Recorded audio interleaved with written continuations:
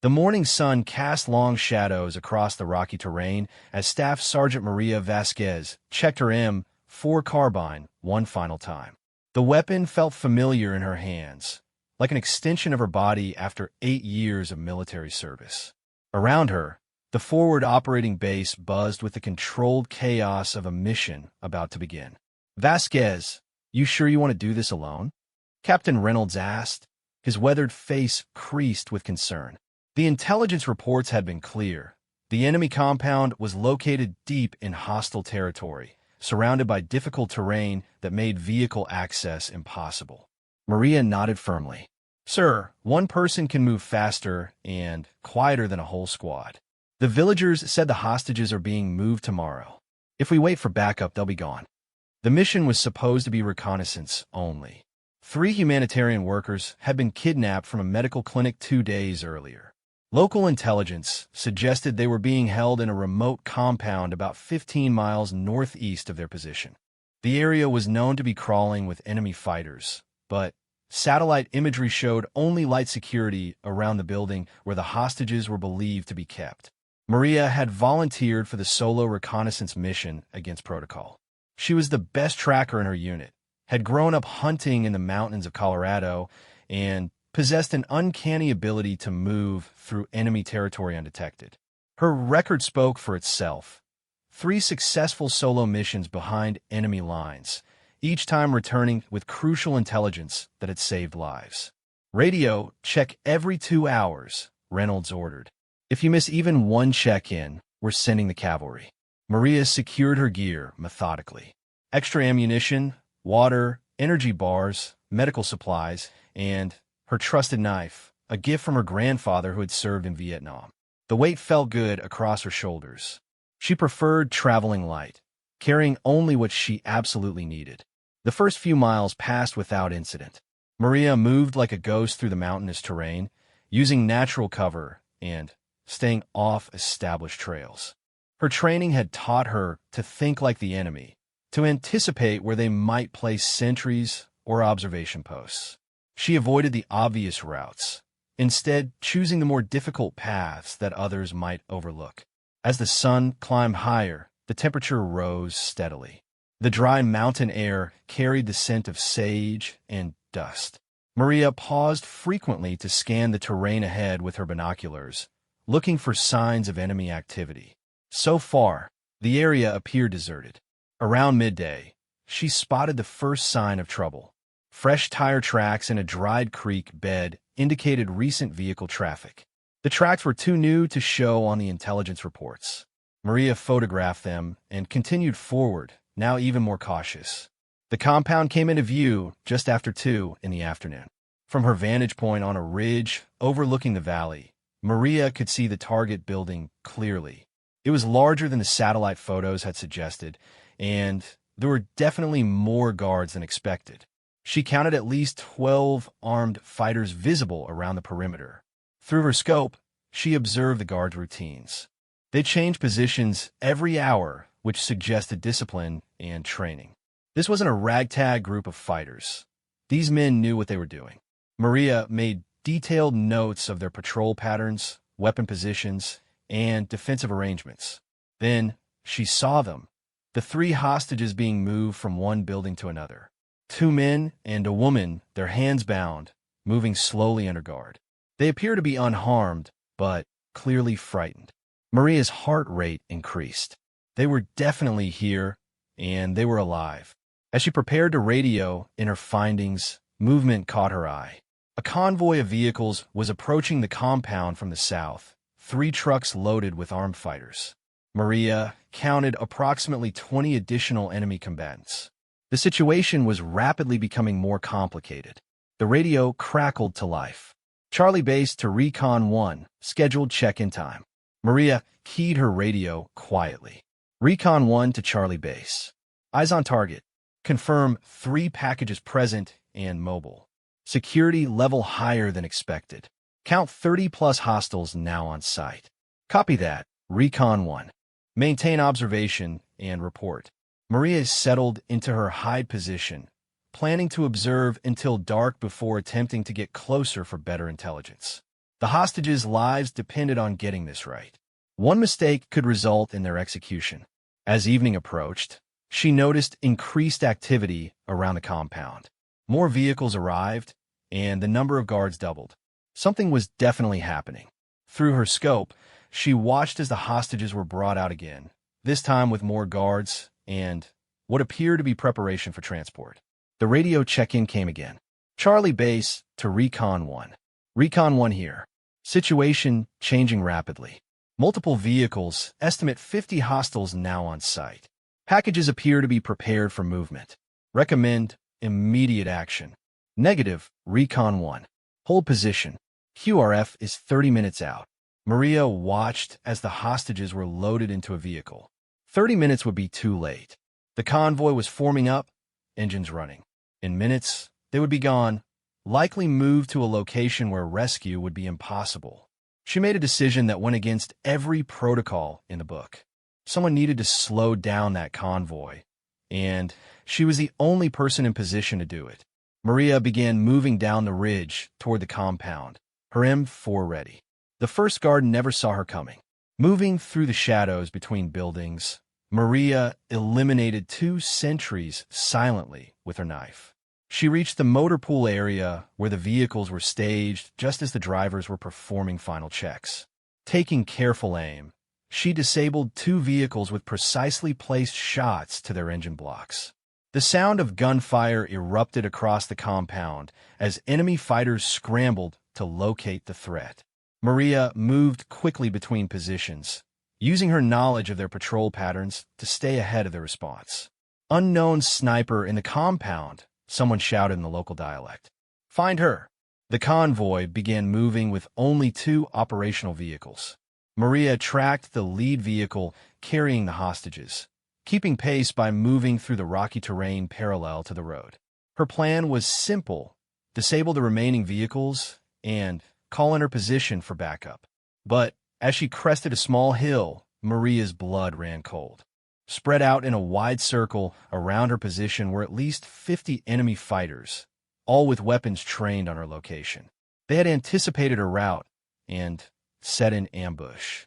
Drop your weapon, the apparent leader called out in accented English. You are surrounded. Maria looked around quickly, assessing her situation. The circle was too tight to break through. The nearest cover was over 100 meters away. Her M4 had maybe 30 rounds remaining. The odds were impossible, but Staff Sergeant Maria Vasquez had never backed down from impossible odds before. She thought of the 3 innocent people in that convoy, probably terrified and counting on anyone to save them. She thought of her team back at base, who would risk everything to come get her if she could just buy enough time. Maria chambered around and smiled grimly. If these fighters wanted a fight, she would give them one they would never forget. The silence stretched for what felt like an eternity. 50 enemy fighters formed a deadly circle around Maria's position on the hilltop, their weapons gleaming in the fading sunlight. She could see the uncertainty in some of their faces. They had expected her to surrender immediately when confronted with such overwhelming odds. Last chance, the leader shouted again. He was a tall man with a scarred face, probably a veteran fighter who had seen many battles. Throw down your rifle, and we will make your death quick. Maria's mind raced through her options. The rocky outcrop behind her provided some cover, but not enough for a sustained firefight. Her radio was still functioning. She could call for help, but the nearest friendly forces were at least 20 minutes away. The hostages' convoy was getting farther away every second. Then, she remembered something her grandfather had told her years ago when she was learning to hunt in the Colorado mountains. Sometimes, Maria, the best defense is an attack so unexpected that it shocks your enemy into making mistakes. Instead of diving for cover, Maria did something none of the fighters expected. She stood up fully, raised her M4, and charged straight toward the heaviest concentration of enemies to her right. The fighters were so stunned by this suicidal assault that several hesitated for crucial seconds before opening fire. Maria used those seconds to sprint 20 meters closer, firing accurate bursts as she moved. 3 enemy fighters dropped before the others recovered from their shock. She's crazy, Someone screamed in the local dialect. "She's running right at us." The tactical advantage of her unexpected charge lasted only moments, but it was enough for Maria to reach a better defensive position among a cluster of large boulders. Now the enemy couldn't surround her as easily, and she had solid cover on 3 sides. Bullets cracked through the air around her position as the enemy fighters recovered from their initial surprise. Maria pressed herself against the largest boulder, listening to the sound of automatic weapons fire. Chips of stone flew everywhere as rounds struck her cover. But Maria had noticed something crucial during her charge. These fighters, despite their numbers, lacked proper military coordination. They were shooting wildly, many of them endangering their own comrades with crossfire. She had seen this before in irregular forces, lots of enthusiasm, but poor fire discipline. During a brief lull in the shooting, Maria heard radio chatter among the enemy fighters. Her understanding of the local language was limited, but she caught enough to understand they were arguing about how to handle the situation. Some wanted to rush her position, others preferred to wait her out. The arguing gave her an idea. Maria reached for one of her 2 remaining grenades, pulled the pin, and threw it not at the enemy fighters but into a cluster of rocks about 30 meters to her left. The explosion echoed across the hills, and she immediately started shooting in that direction. "There are more of them," she shouted in accented English, loud enough for some of the enemy fighters to hear. "They're flanking us from the ridge." The deception worked perfectly. Several enemy fighters turned their attention to the direction of the explosion, convinced that Maria's backup had arrived. The confusion in their ranks increased, and their return fire became even less coordinated. Maria used the distraction to change positions, moving to a different cluster of rocks about 15 meters away. As she moved, she spotted something that made her heart race with hope, a reflection of metal from the valley below. Through her scope, she could see vehicles approaching on the main road.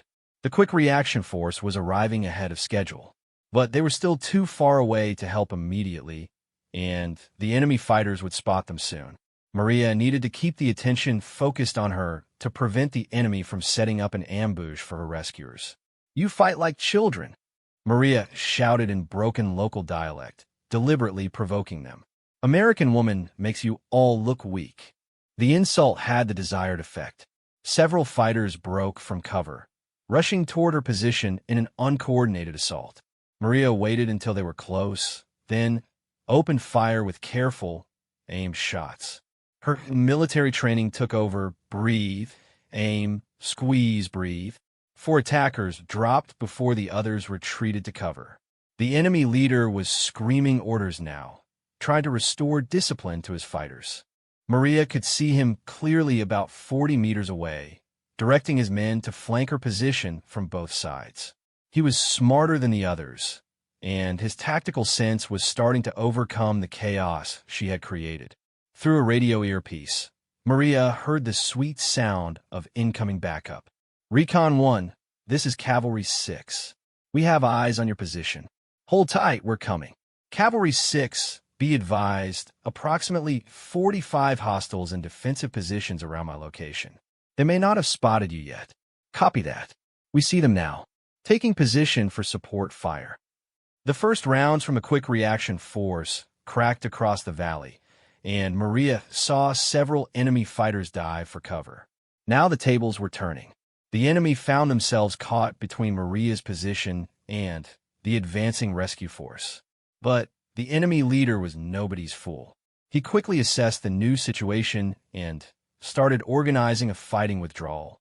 Maria realized that if they escaped, they might circle back to pursue the convoy carrying the hostages. Cavalry 6, enemy force, is attempting to disengage. Do not let them escape toward the northeast. Roger that, Recon 1. We'll cut off their escape route. Maria heard vehicle engines starting up from somewhere behind the enemy positions. They had transportation ready and were planning to scatter in multiple directions. She made another split-second decision that went against protocol. Instead of waiting for her backup to reach her position, Maria grabbed her remaining grenade and began another assault. This time she moved toward the enemy's rear, where their vehicles were hidden. If she could disable their transportation, the quick reaction force could capture or eliminate the entire group. The sprint across open ground under fire was the longest 30 seconds of Maria's life. Bullets whined past her head, and she felt the burn of a near miss along her left arm. But her unexpected movement caught the enemy off guard again, and she reached the hidden vehicle position before they could adjust their fire. 3 pickup trucks and a van were parked behind a low ridge, engines running, drivers ready to evacuate the fighters. Maria pulled the pin on her last grenade and rolled it under the closest truck. The explosion damaged 2 vehicles and sent the drivers scrambling for cover. Now the enemy force was truly trapped. With their escape route cut off and friendly forces closing from multiple directions, the fight began to go out of many of the fighters. Maria could hear the enemy leader still trying to rally his men, but his voice carried notes of desperation now. "Surrender now, and you'll be treated fairly," Maria called out, using one of the few complete sentences she knew in the local language. Several fighters began throwing down their weapons immediately.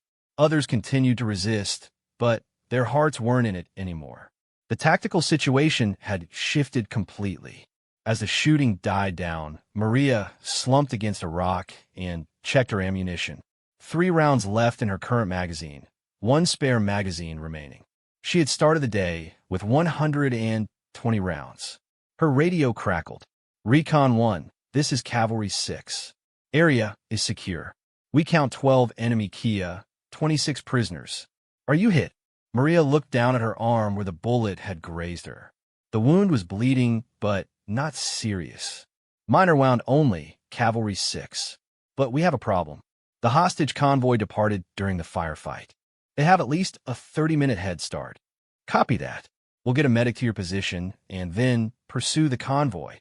As the rescue team reached her position, Maria was already studying her map, trying to figure out where the hostage convoy might be headed. The fight on the hill had been won, but the mission was far from over. The medic, a young corpsman named Johnson, cleaned and bandaged her arm while Maria briefed Captain Reynolds on everything she had observed about the convoy. 3 vehicles when they left, but I disabled 1 during my initial assault, she reported. Probably 8 to 10 guards total with the hostages. They were heading northeast on the main valley road when last observed. "Any idea where they might be going?" Reynolds asked. Maria pointed to a spot on the map where 2 roads intersected near the border. "There, sir. It's the logical place to transfer the hostages to another group or to move them out of the country entirely." Reynolds nodded grimly. "Mount up, people. We've got a convoy to catch." As the quick reaction force prepared to pursue, Maria reloaded her M4 with her last full magazine. The day was far from over, and somewhere ahead in the growing darkness, 3 innocent people were counting on her to see this mission through to the end. The armored vehicles roared to life, and the chase began. The convoy of 3 armored Humvees raced through the mountain roads as darkness fell across the valley. Maria sat in the lead vehicle, scanning the terrain ahead with night vision goggles. The wound on her arm throbbed with each bump in the road, but she pushed the pain aside. Somewhere ahead, 3 innocent lives hung in the balance. "Sir, we're gaining on them," reported Sergeant Martinez, the driver of their vehicle. Fresh tire tracks in the dirt, and the locals at that last checkpoint said they saw 2 vehicles pass about 20 minutes ago. Captain Reynolds studied the map under a red filtered light. The road forks about 3 miles ahead. If they take the eastern route, they're heading for the border. Western route leads to the old mining complex where intelligence says they have another stronghold. Maria adjusted her night vision scope and studied the landscape ahead. "Sir, recommend we split our force at the fork. If they reach that mining complex, we'll be facing fortified positions and probably reinforcements." "Agreed. Martinez, you take 2nd Squad east toward the border. We'll follow the western route with Maria's intel about the mining complex." The radio crackled with an incoming transmission. "Alpha 6, this is Overwatch. We have eyes on two vehicles approaching the mining complex from the south. Looks like your hostage convoy. Maria felt her heart rate increase. How many hostiles visible at the complex? Overwatch. Stand by, Recon 1. There was a pause as the drone operator adjusted his surveillance equipment. I count approximately 15 to 20 individuals around various buildings. Vehicles are entering the main compound now. Reynolds made the decision quickly. All units, converge on the mining complex. This is where we end this. As their convoy approached the target area, Maria could see lights flickering in the windows of several buildings scattered across the mountainside. The mining complex had been abandoned for decades, but clearly was being used as a base of operations. Winding roads connected different levels of the facility, with the main processing plant at the bottom and smaller buildings dotting the slopes above. Sir, I recommend we approach on foot from here, Maria suggested as they stopped about half a mile from the complex. Vehicles will give away our position, and we need surprise if we're going to get those hostages out alive. Reynolds nodded. Martinez, take your squad and set up a perimeter on the eastern approach. Block any escape routes in that direction. Williams, your team will approach from the north. Maria, you're with me on the direct assault from the south. Maria checked her equipment one final time. Her M4 had been cleaned and reloaded with fresh ammunition. She had replenished her supply of grenades and had added extra medical supplies in case the hostages were injured. The night vision goggles gave everything a green tint but provided clear sight in the darkness. The approach to the complex took 30 minutes of careful movement through rocky terrain. Maria used her tracking skills to guide the team along paths that provided maximum cover while avoiding areas where sentries might be posted. The enemy fighters seemed confident in their remote location and had posted only minimal security. Alpha 6, this is Overwatch. Hostages have been moved into the main processing building, ground level, northeast corner. I count 3 heat signatures that match our targets, plus 4 guards inside the building. Copy, Overwatch. Any movement outside the building? Negative. Most of the hostiles appear to be in the upper buildings. Looks like they're settling in for the night. Maria studied the main processing building through her scope. It was a massive concrete structure, probably built to house heavy mining equipment decades ago. Multiple entrances, high windows, and thick walls that would provide good cover, but also make it difficult to clear quickly. Sir, that building is going to be a nightmare to assault directly, Maria whispered. But I have an idea. Give me 10 minutes to get into position, then create a distraction at the main entrance. I can breach through the old conveyor tunnel on the east side. Reynolds hesitated. That's another solo mission, Vasquez. After what happened today, I should keep you with the team. Sir, those hostages don't have time for a prolonged assault. The longer we wait, the more likely the enemy will decide they're more valuable dead than alive. After a moment, Reynolds nodded. 10 minutes, then we light up the front of the building. You get in, secure the hostages, and we'll extract through your entry point. Maria moved carefully around the perimeter of the complex, avoiding the pools of light from the scattered buildings above. The old conveyor system had carried, or from the processing plant to a loading area, and the concrete tunnel was just wide enough for her to crawl through. The tunnel entrance was partially collapsed, but still passable. Maria squeezed through the opening and began crawling through the narrow space. The concrete was cold against her body, and she could hear her own breathing echoing in the confined space. After 50 meters that felt like 500, she reached the other end. Through a metal grate, she could see into the processing building. The space was vast, filled with the rusted remains of heavy machinery. In one corner, temporary lighting illuminated an area where the hostages sat on the floor, their hands tied behind their backs. 4 guards stood nearby, talking quietly among themselves. Maria studied the guards' positions carefully. 2 were facing the hostages, 1 was watching the main entrance, and the 4th was moving between positions. All were armed with automatic rifles, and 1 carried a radio that probably connected to the other fighters in the complex. The sound of gunfire erupted from the front of the building, right on schedule. The guards immediately became alert, and the one with the radio began speaking rapidly into it. Two of them moved toward the main entrance to investigate, leaving only 2 guards with the hostages. This was Maria's chance. She used her knife to pry open the metal grate as quietly as possible, then slipped into the building.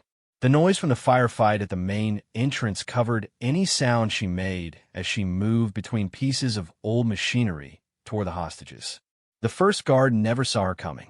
Maria's knife found its mark, and she lowered the body silently to the ground. The second guard was turning to investigate a noise when Maria's rifle but caught him behind the ear, dropping him unconscious.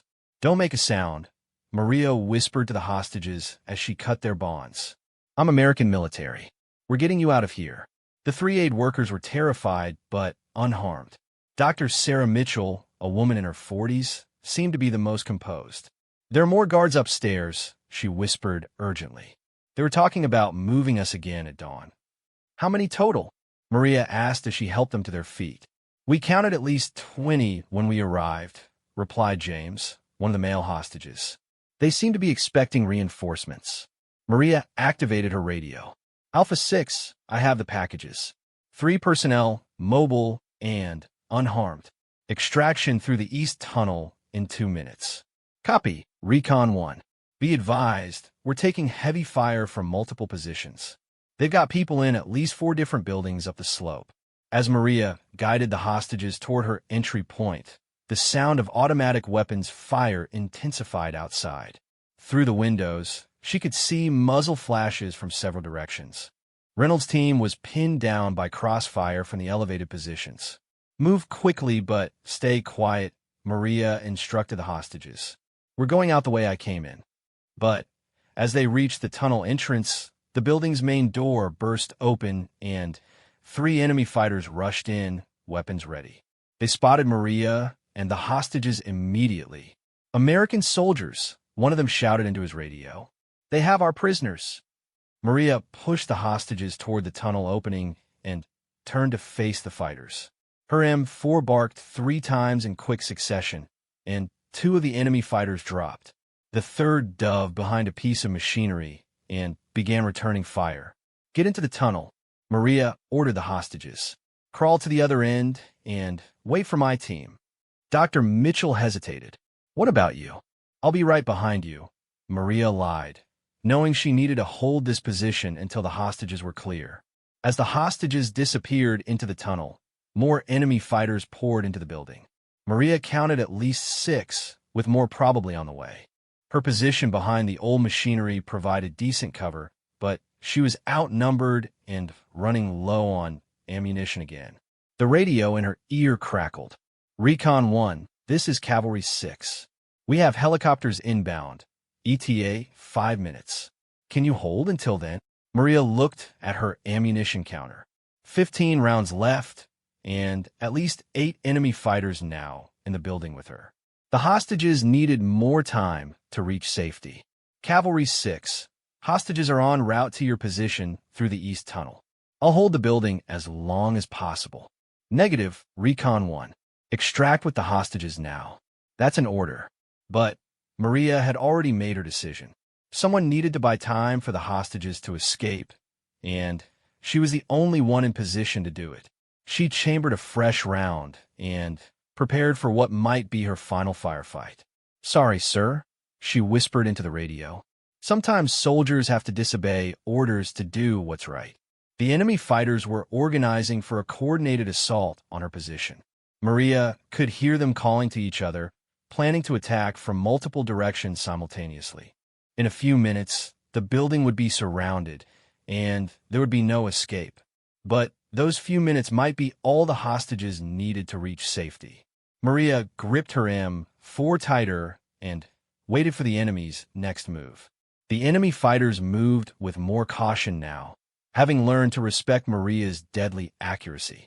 From her position behind the massive or crusher, she could hear them communicating in hushed voices, coordinating their approach. They had lost several men to her rifle already and weren't eager to make themselves easy targets. Maria counted her remaining ammunition again. 12 rounds in the current magazine, one spare magazine with 30 rounds, and 2 grenades.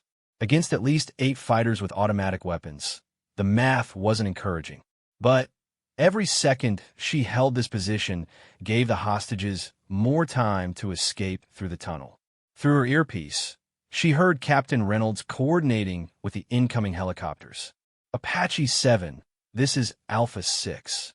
We need immediate fire support on the mining complex.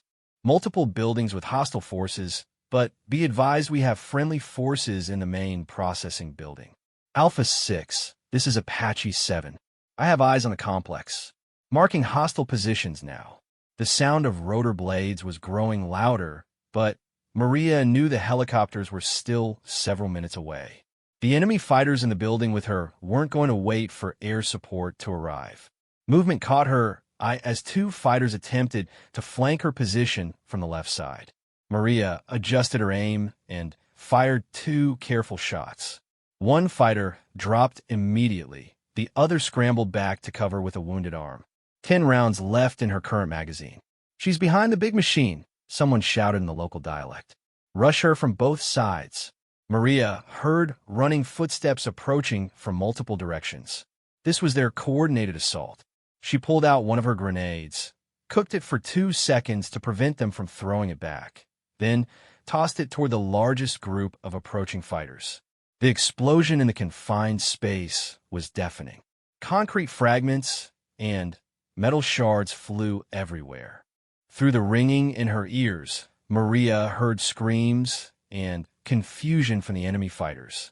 The blast had caught at least 3 of them in its radius, but the others kept coming.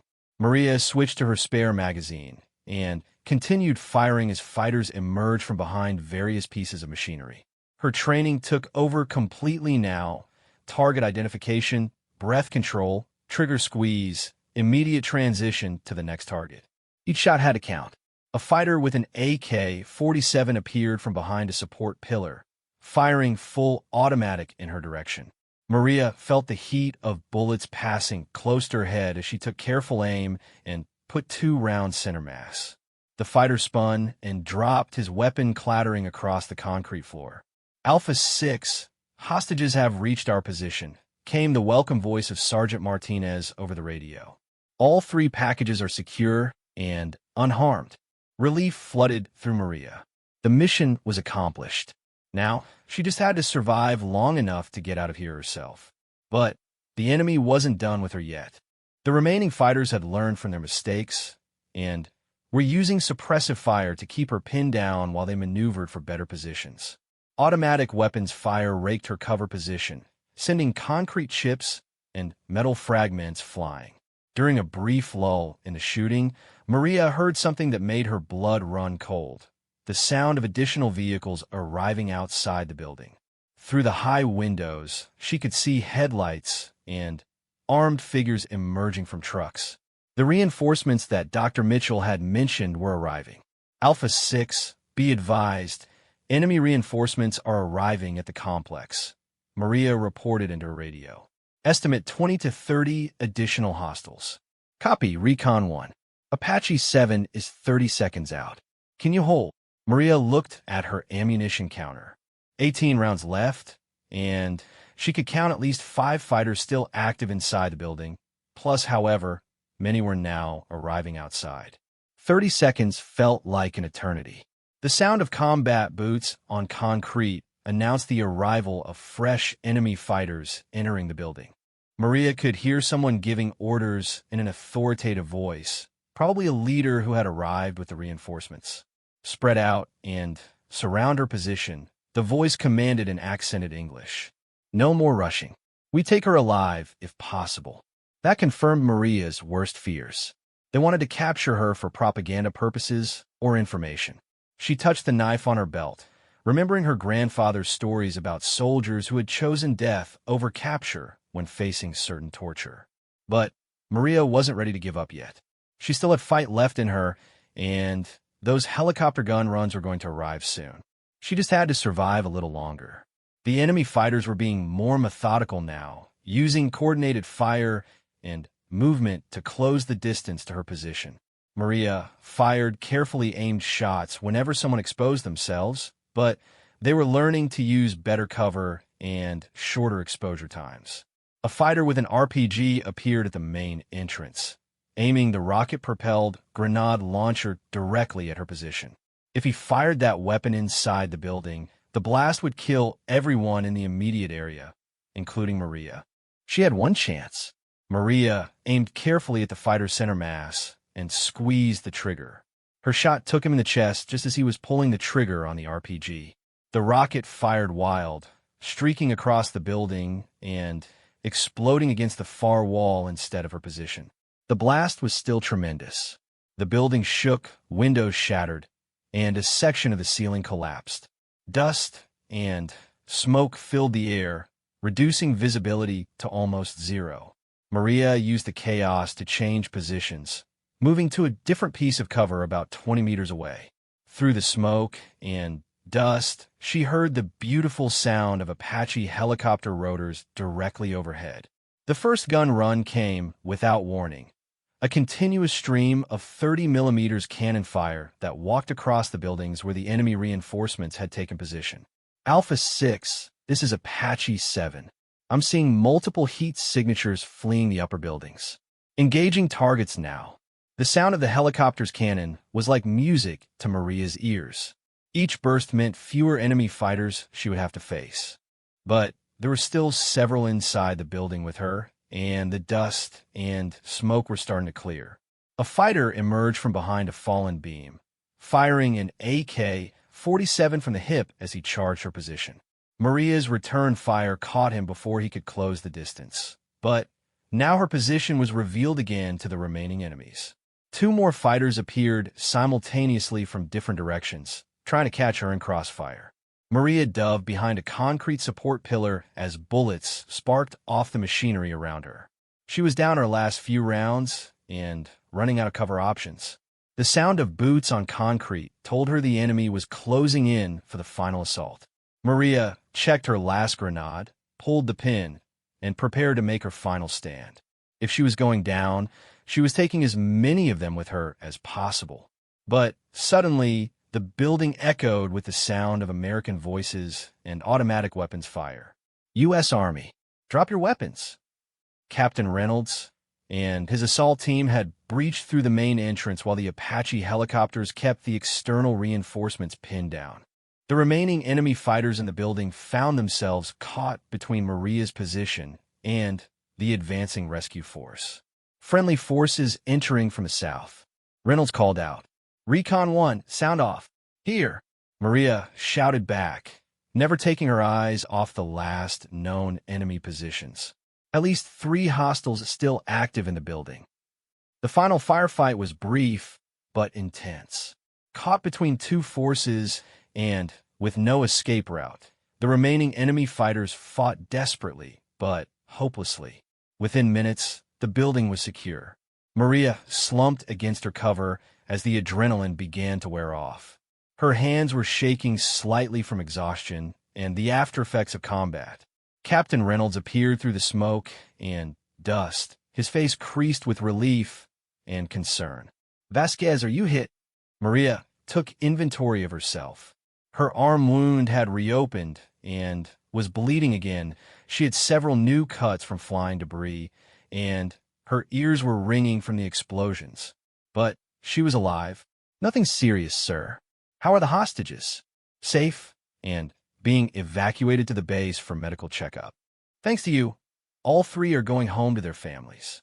Maria nodded, feeling the weight of the day's events settling on her shoulders.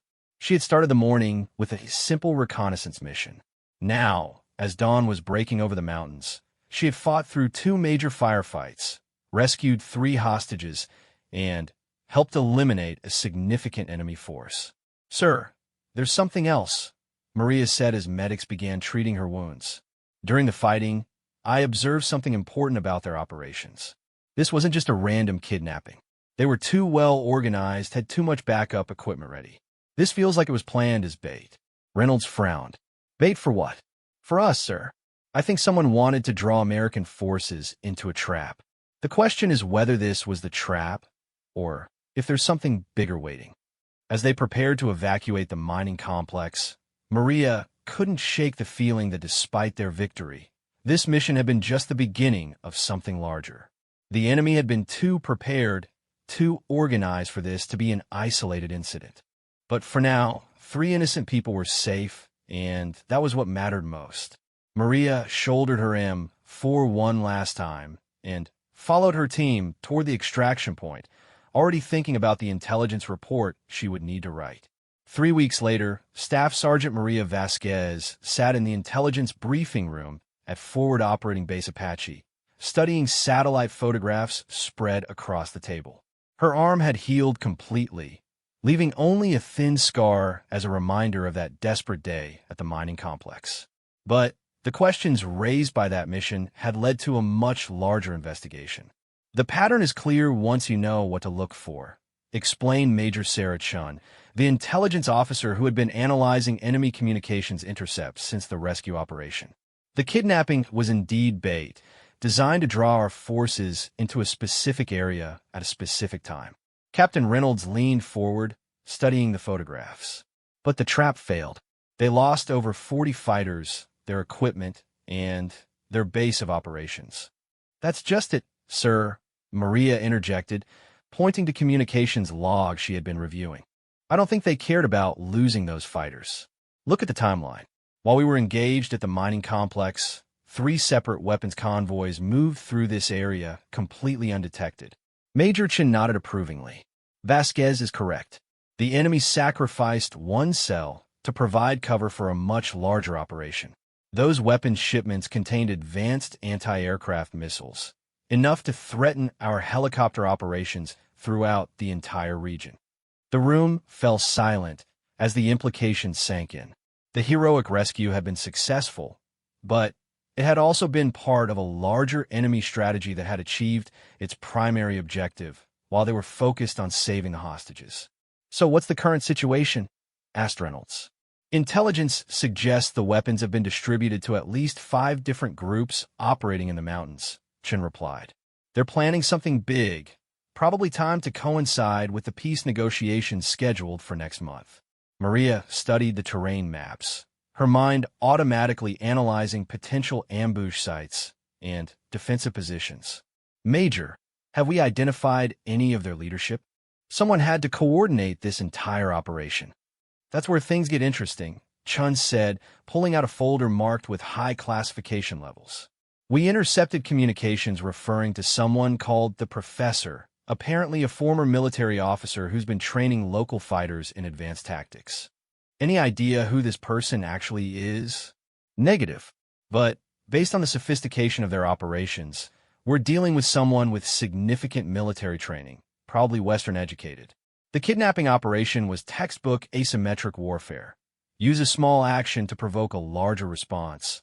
Then, exploit the enemy's reaction to achieve strategic objectives."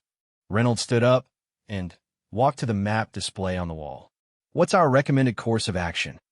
"General Morrison wants to establish a joint task force specifically to hunt down this professor and neutralize the weapons threat," Chin explained. "The mission would require deep reconnaissance in extremely hostile territory, probably multi-day operations behind enemy lines." Maria felt her pulse quicken. This was exactly the type of mission she had trained for her entire military career. "Sir, request permission to volunteer for the task force." Reynolds looked at her with concern.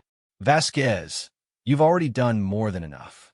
You've been in contact more times this month than most soldiers see in an entire deployment." "Sir, with respect, this started with my mission. The enemy used those hostages as bait because they knew we would respond. In a way, I'm responsible for the success of their larger operation." "That's not how this works, Sergeant. You followed orders and saved 3 innocent lives. The enemy's strategic success isn't your fault." But Maria had already made up her mind. "Captain, I know that terrain better than anyone else in the unit. I've seen their tactics firsthand, and I have a personal understanding of how this professor thinks. The task force will need that knowledge." Major Chin looked up from her files. "Actually, Captain, Vasquez makes a good point. We're dealing with an enemy who has been studying our standard operating procedures and developing counters to them. Someone who has observed their capabilities directly would be valuable. Over the next hour, they reviewed detailed intelligence about the enemy's probable locations, their force strength, and the specific weapon systems that needed to be located and destroyed. The picture that emerged was sobering. At least 100 well-trained fighters equipped with advanced weapons, operating from multiple bases in some of the most difficult terrain in the region. The mission profile would be similar to your solo reconnaissance, Chen explained to Maria, but extended over several weeks. Small teams moving independently, gathering intelligence, and calling in airstrikes when targets are identified. What about extraction if things go wrong? Reynolds asked. Limited options, Chen admitted. The teams would be operating beyond the range of quick reaction forces. If they get into trouble, they'd be on their own until helicopters could reach them. Maria nodded, understanding the risks completely. When does the mission start? Team selection begins tomorrow. Final mission briefings start next week, Chen replied. But, Maria, understand what you're volunteering for. This isn't a single day of fighting. This could be weeks behind enemy lines, facing an opponent who has proven they can think strategically and adapt to our tactics. That evening, Maria sat outside her barracks, cleaning her M4 rifle under the desert stars. The weapon had saved her life countless times, and she trusted it completely. But she knew that the upcoming mission would test both her and her equipment in ways that nothing had before. Sergeant Martinez joined her on the bench, carrying his own rifle for cleaning. Heard you volunteered for the professor hunt. Word travels fast around here, Maria replied, running a cleaning rod through the barrel of her rifle. You sure about this? You've already proven yourself 10 times over. Nobody would think less of you for sitting this one out. Maria considered the question seriously. She could request transfer to a safer assignment or even rotate home early. Her service record was exemplary, and she had certainly earned the right to step back from the most dangerous missions. But she thought about the 3 aid workers who were now safely home with their families because she had been willing to take risks. She thought about all the other innocent people who might become victims if the enemy's new weapons were used successfully. And she thought about the soldiers who would be sent on this mission regardless. Young fighters who might not have the experience or instincts needed to survive. Martinez, you remember what they taught us in basic training about the soldier's creed? Which part? The part about never leaving a fallen comrade. Well, I started something when I went after those hostages. In a way, this mission is my fallen comrade. I can't leave it for someone else to finish. Martinez nodded slowly. I get it, but watch yourself out there. This professor character sounds like he's been planning for guys like us for a long time. Then it's a good thing I don't fight like most guys, Maria replied with a slight smile. The next morning brought the beginning of an intensive selection and training process for the Special Task Force. Physical fitness tests, psychological evaluations, advanced weapons training, and detailed intelligence briefings. Maria approached each challenge with the same methodical preparation she brought to everything else. During the marksmanship evaluation, she consistently placed shots within a 2-inch group at 300 meters.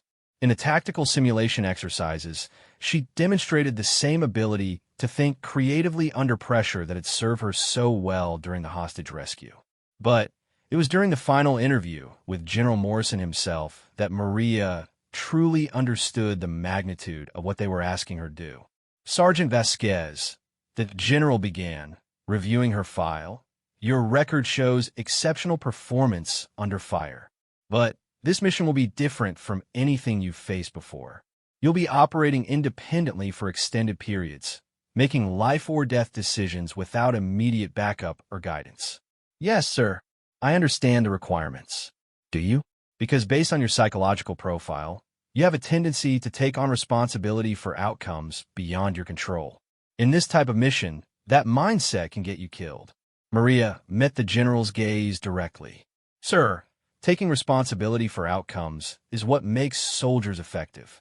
If I see a problem that I'm in position to solve, I'm going to solve it. General Morrison studied her for a long moment.